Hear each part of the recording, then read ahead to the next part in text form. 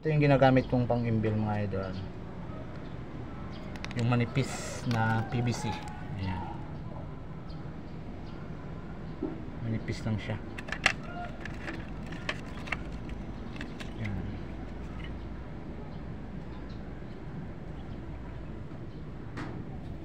Siyempre wala tayong cutter pipe, masyadong mahaba para dun sa elbow.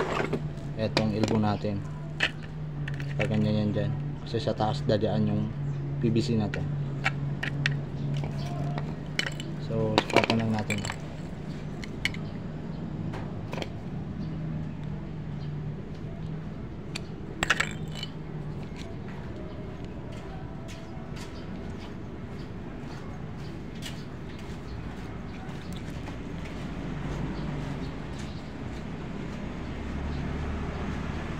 Dahil manipis to, kayang-kaya ng gunting yero or gunting ng paring. Yan. Yan.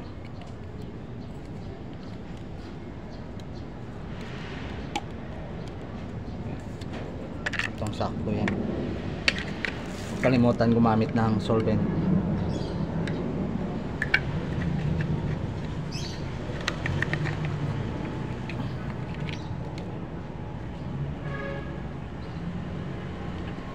Ganyan siya.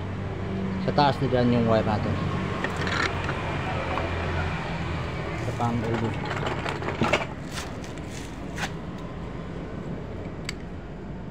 So bawasan pa natin to.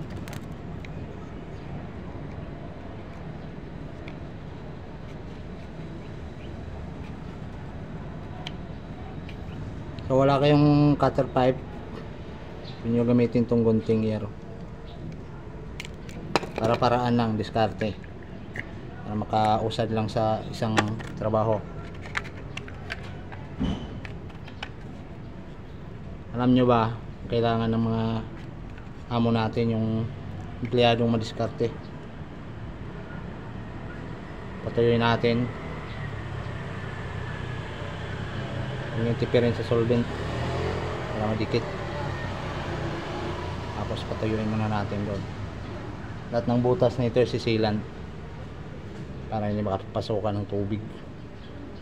Okay?